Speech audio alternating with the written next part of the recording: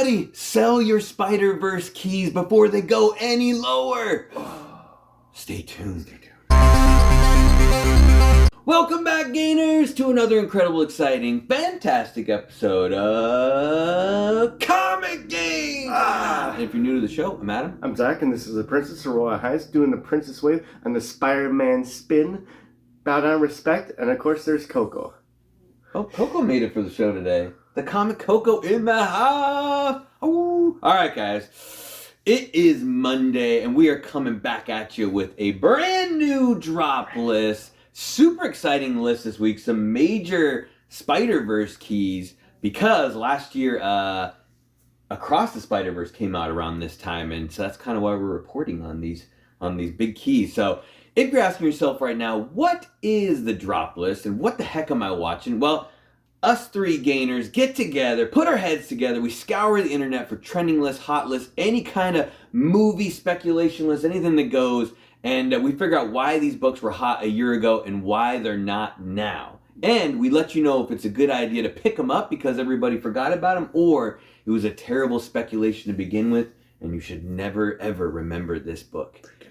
Exactly. And if you stay to the very, very end of the show, Zach will give you his expert opinion as the slab master of the House of Games on which of these books is the deal of the week.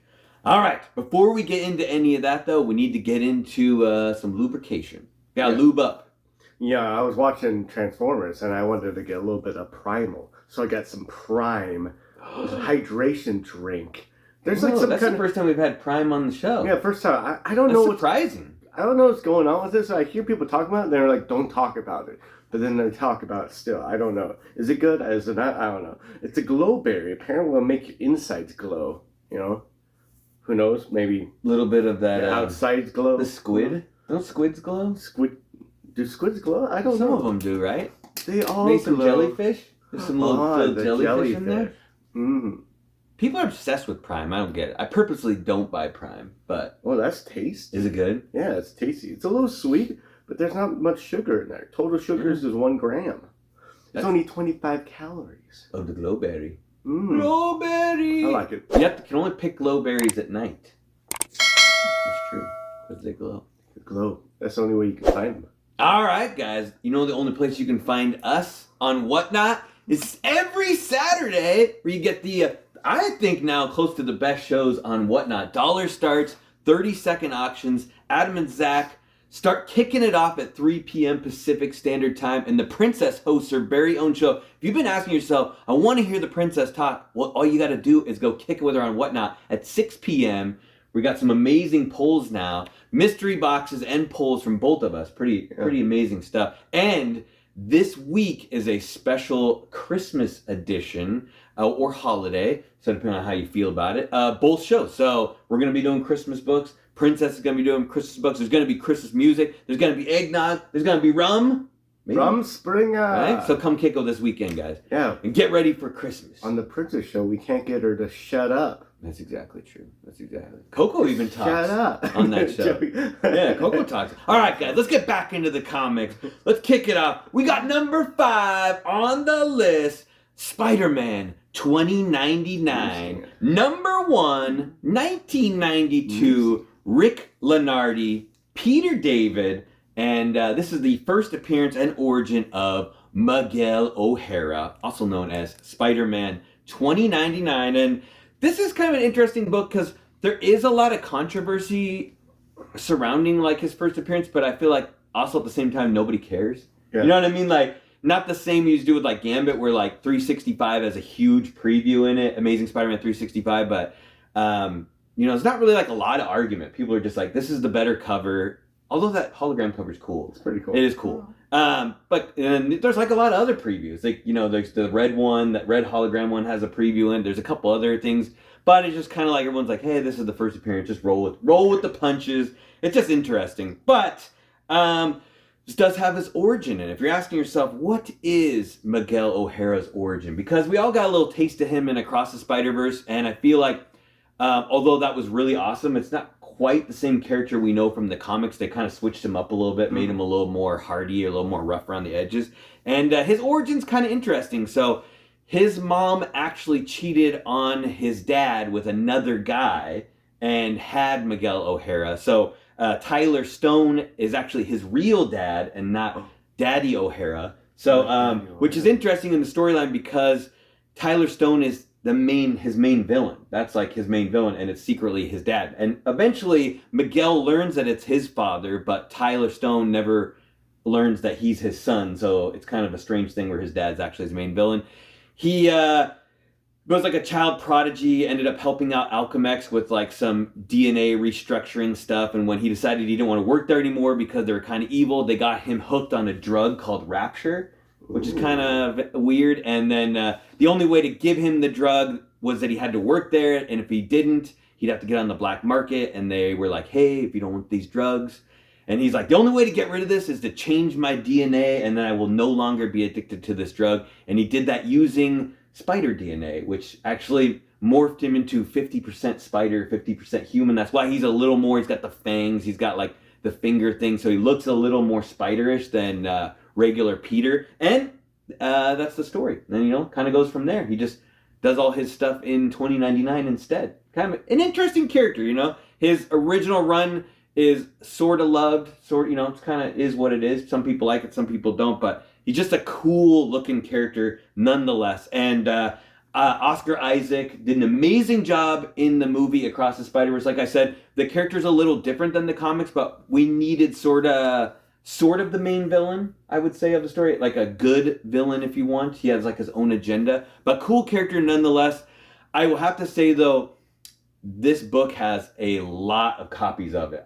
Eventually the supply is going to meet the demand, which is probably why it's always been a little bit cheap to get. For a while, it was kind of expensive for some weird reason. I don't know why all books were kind of expensive for some weird reason a couple years ago. But there's a lot of them. Besides the fact that you could have gone out and bought this off the rack or at your comic shop, it also came in multi-packs where they were like, hey, here's all the number ones for $20.99. So there's like 1.5 million ways to get this book. There may be 1 million copies of this book. There may be. So there's probably 1 million of us out there that want it, but I think all three of us each have 3 or 4 copies of this book. So it's out there. It's out there, guys. But more importantly, Zach will hit you with the numbers. And surprisingly, it's dropped the least.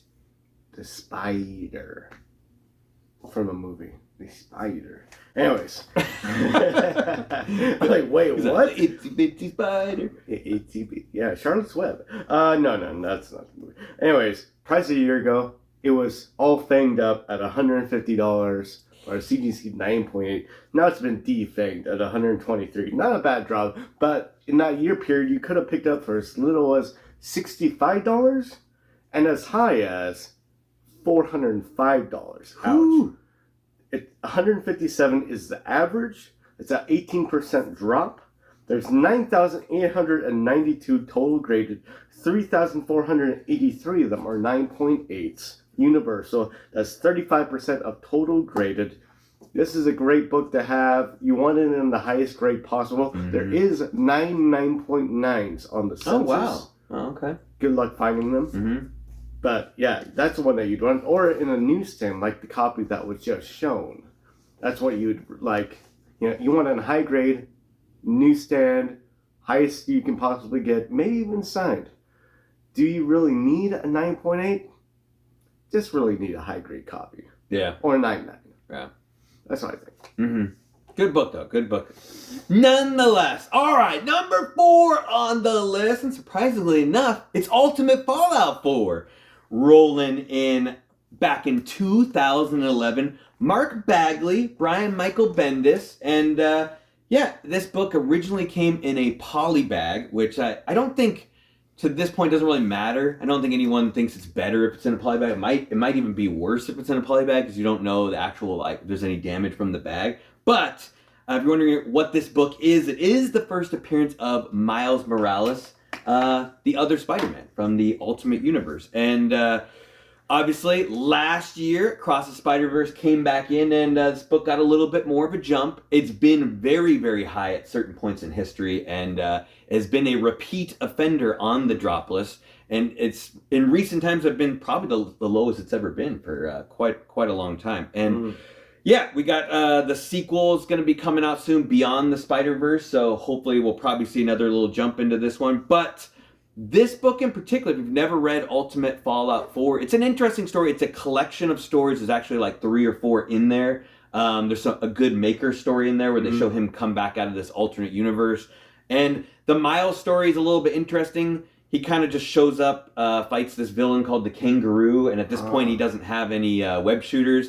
It's a nice little, beginning story, but it doesn't actually have his origin or anything like that in there. You get to find that out later in Spider-Man #1. And I can tell you the Ultimate Spider-Man 1, the second series of Miles, is amazing. It's an amazing story. It's probably his best story by far. So it starts and ends.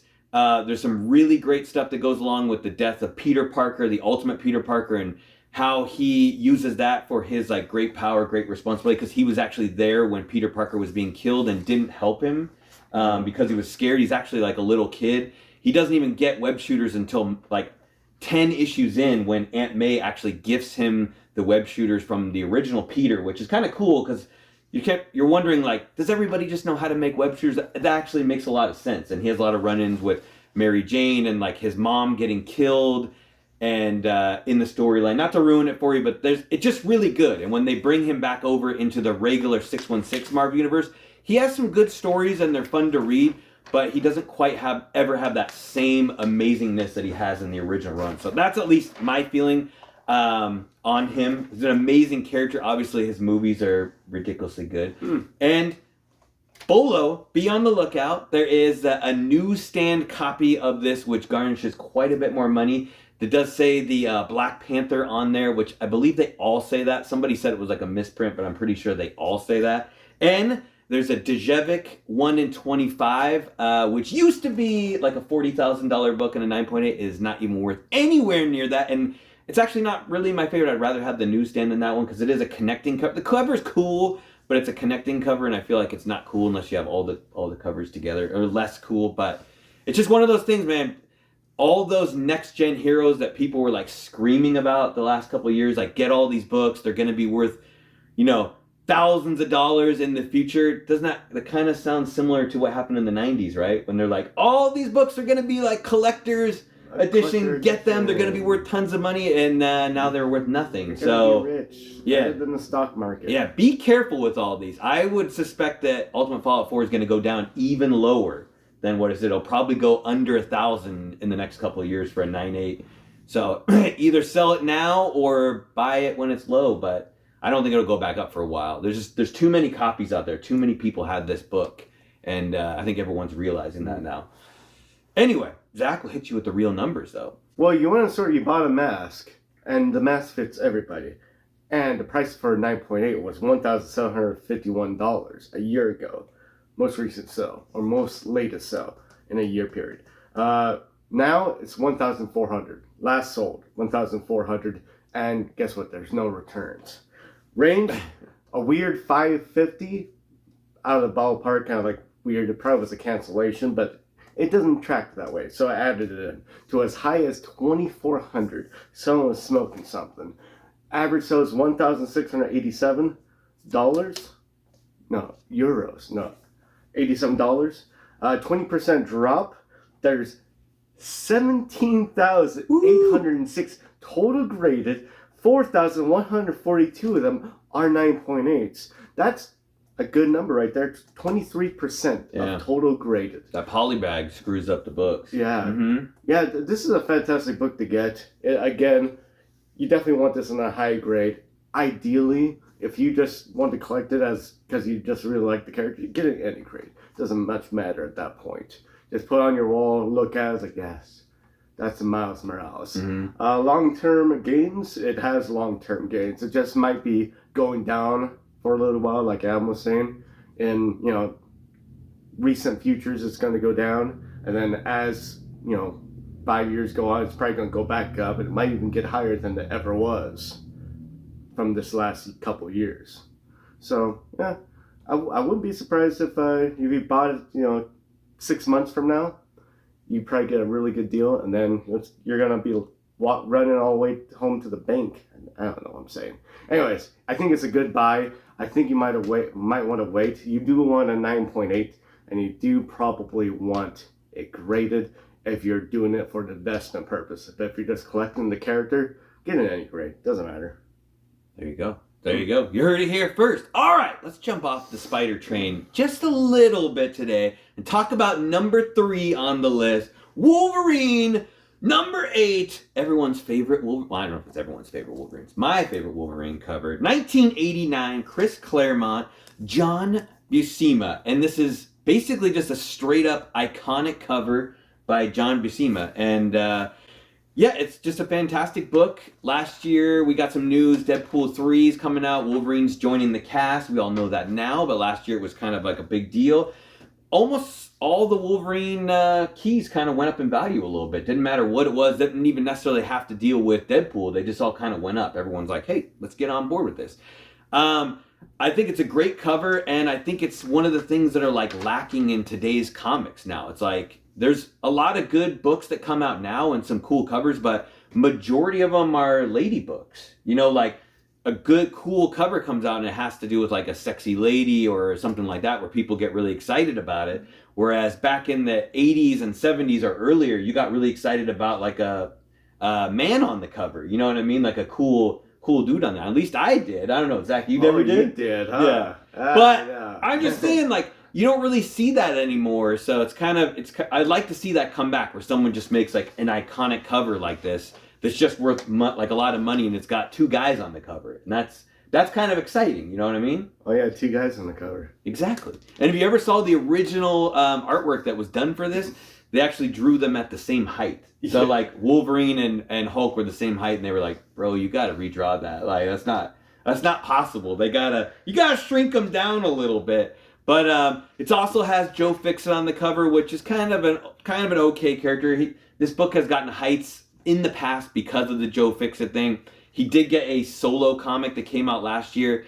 I heard it sucked. Yeah, it looked pretty crappy, and I don't think anybody bought it. But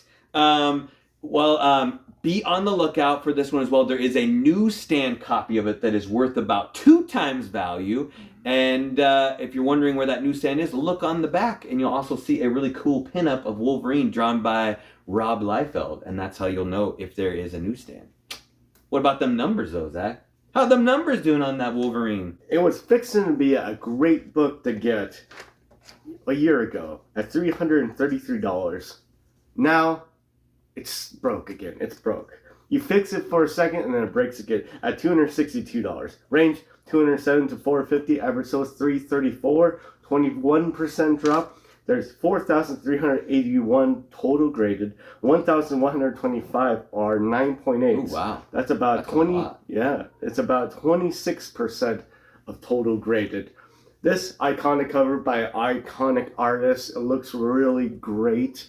There is not a key in this, so this book is on my list to get in a 9.8, but it's a little low on my list. I want to get my keys first, especially X-Men keys. That's for me. Get your own keys. Yeah, I think it's a great book. It will have gains, but I don't know how those gains, how it's going to be, how much compared to another book that has an iconic cover and a key in it. But it's a beautiful cover. Mm-hmm. So, yeah, it's on my list, a little low on my list. Find it raw, tempt for that 9.8, save yourself a little bit of money. You might just get it. Mm-hmm. There you go. There you go. You heard it here again. All right, guys.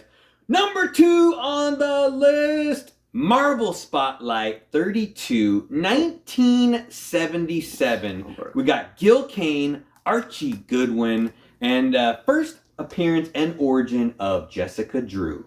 The original Spider-Woman. No relation to Peter Parker. Nope. But yeah, and it's a cool book, cool cover. I really enjoy the whole Spotlight series. I wish they would bring something like that back to showcase like new characters, give you a little like, here's a little story for you. Do the people like it? Do you don't like it? Either get rid of the character or give them their solo fun thing. Wish they would do that again. But this does have her origin. And Zach, you're wondering yourself, what is the origin of Jessica Drew? Because she has kind of a weird origin, and a lot of people forget about. Everyone kind of thinks that she has the same origin as Spider-Man. It's pretty different, and she actually got uranium poisoning from from the work her father was doing with High Evolutionary together, and they used an irradiated spider blood and injected that into her to cure her of her uranium poisoning. And they actually, High Evolutionary had to keep her in an incubator for like decades, and while they like kind of incubated her powers, and so she actually like popped out of there at the age of 17, but was in there for years, so like slowed down her aging process. And she has some really cool, really similar powers to Spider-Man. Obviously, she can stick to walls. She's got the web shooters, but she also has the original Venom Blast. So Miles has that Venom Blast. She's the originator of the Venom Blast. And she has that pheromone power where she releases pheromones and she can kind of influence men to do what she wants, which is kind of cool. Kind of a fun ability. She had her long-running series, which I think people enjoyed for the most part. Spoiler, she does die at the end of her own solo series. And it kind of goes into obscurity for a long period of time until Brian Michael Bendis brought her back in New Avengers and kind of retconned her whole history as like an ex-Hydra agent. And she did a bunch of cool stuff and has kind of been brought back as a really cool character. And you're asking yourself, why was she popular last year again? And it has to do with Across the Spider-Verse, where we got to see Issa Rae kind of portray the character in the movie. And although I thought the character was done very, very well, I'm not really quite sure why they were like, this is your Jessica Drew. They should have just had her be like a whole new character. Yeah. Just been like, this is a completely different character with a completely different backstory, because they had her like on a motorcycle and she was pregnant and stuff like, I don't know, it's way different. It's like they had that original, like, you know, fat Spider-Man in the first Into the Spider-Verse, and that was an original character. They should just had her be an original character. You know? It's just, I don't know. That was the only thing. The character was cool. I'm happy to see her. I hope she comes back for the next video, but I'm not really sure why she had to be like our Jessica Drew that we know. Yeah. You know, just a very different character. But nonetheless, cool book. I really want this book. It's on my list this year. It's the only book I didn't get. And yeah, more importantly, the numbers. It's Spider-Man, actually Spider-Woman, fantastic, a year ago. $3,650. You can acquire a 9.8 a year ago. Now, about cut that more than in half. It's at $1,680. You can get a 9.8. A little bit more affordable, just a little bit. Range, $1,552.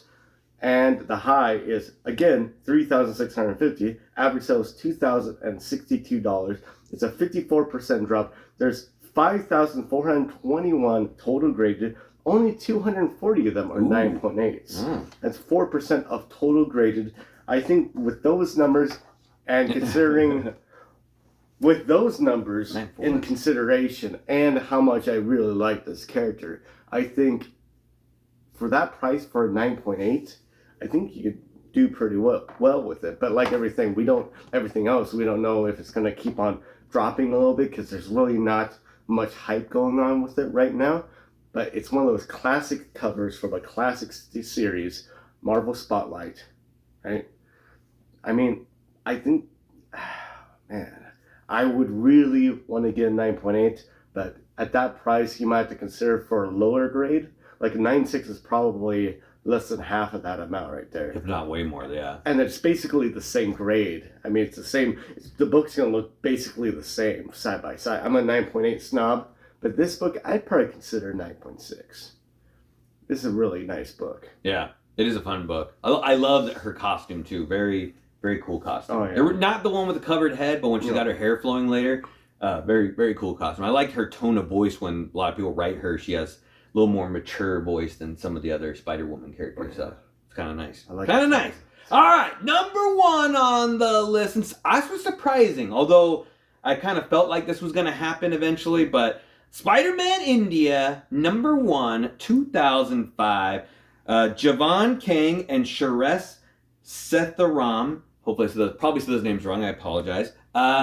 Creators on this book. And this is the first appearance of Pavatir Prabhakar, and that's the India version of Peter Parker. And this is basically his first appearance in American comics. They originally came out in actually a comic published in India by an India company, and this is basically a glorified reprint of that, which is kind of amazing that it got that expensive, considering it's not really an original story. Mm-hmm. So first time we got this character in America, and my readings of him, his story is really, really similar to Peter, which I think kind of makes him a little bit boring. It's not very original. It's just like it's like a different city, different place, slightly different names, but basically the same character, which is cool because they get their own version of Peter, but over here I think that makes him a little bit boring to me. I read his second volume and I thought it was a little boring as well. Although he was a lot of fun in the movie. We got to see him in Across the Spider-Verse, played by Karan Soni, and basically the new comedic relief, kind of took over from Peter Porker from the first movie. We got to see, the whole chai tea thing was really funny. It's like saying tea twice. Other than that, though, it was kind of weird that they changed his costume completely. Although I can understand that his comic book costume is way similar to Peter's, so there might be a little bit confusion, so I can see why they changed it a little bit. I can tell you he did get his popularity because of his role in like the Spider-Verse comic series. He was a pretty major player in that. He had some pretty like major roles and stuff with helping defeat like the vampire hunters, and I thought he was cool in that version where he was a little unsure of himself, like where his character should have like played out in that, and he kind of was kind of, not like a coward at first, but he was able to kind of like rise above and really help out the crew. A lot of the Spider characters got killed. He was not one of them that got killed, and kind of made him a little bit popular. However, cool character, but I can see why this book dropped like a lot. Like I said, it's basically a reprint, and it was like really, really expensive for a while, and probably shouldn't have been, and that's why it's number 1 on the list. Zach will get you with those real numbers, though. That's what you came here for, the real numbers. It was all Bollywood a year ago, where CDC 9.8 was $286. And now, it's just Hollywood. No, I don't know. Is it better? I don't know. I need to watch some more of that. Anyways, it's dropped, guys. It's dropped. Last sold was $106 for a 9.8. Range is $105 to $365. Average sales $267. It's a 63% drop. There's 709 total graded. 304 of them are 9.8s. It's the 43% of total graded. So that explains why it is so cheap. There's just too many of them in a 9.8. Too many of them. And the movie was passed, so it's dropped out a little bit, or a lot, in this case. I would think this would be a great book to go along with its original one, if you could find it. Probably in any grade, but I would get this in 9.8 because it's so cheap. $105, $106 for a 9.8, if you can find it in an auction, probably. And then if you can get also, after that, the original Indian copy, that'd be cool, side by side. And if you get a grade, cool. If not, I think it's almost like newspaper quality, isn't there something? The original one? Something probably. Like that, yeah. I mean, I haven't owned it. I would just, worst case scenario, just put in a nice, whatever protective case you want to put into it. Top loader, I haven't hates top loaders, but for example, just keep it nice. Because it might be worth a lot of money in the near future. Yeah, I mean, as I said, it's a cool book. It's just, there was a time when it was like $1,000 for a 9.8. You remember that? Where people were like tripping out, and then I'm like, I don't know, man. This this book's going way down. It was like barely over $100 for a 9.8. That's crazy. That's crazy time. That's why it's number 1 on the list. All right, guys, you made it. The pick of the week. Drum roll, everybody.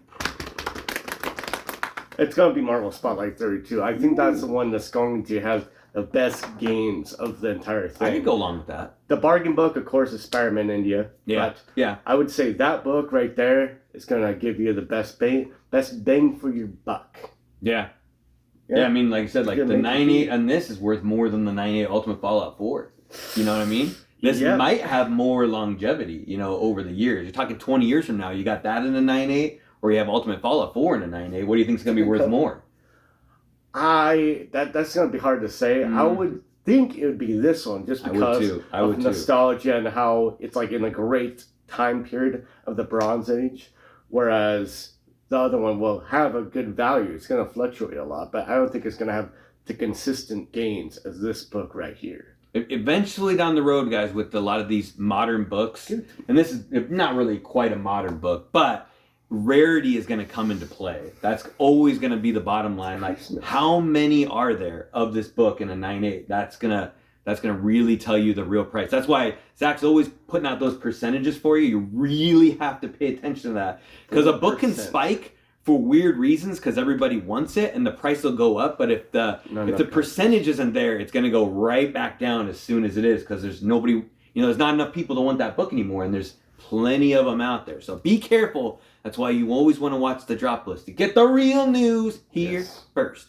All right, guys, if you love hearing this list as much as we love putting it out, do us a huge favor right now. Stop what you're doing and subscribe to this channel. Hit the like button. Hit the notification bell, because we do this extra special thing for every week. We go live on Wednesdays so we can hang out with you guys. And you guys are the best. We get a ton of people on our live show, and it's just a fun time. We talk about New Comic Book Day. We do unboxings. We get down in the nitty-gritty of the news. We hear what grinds Zach's gears.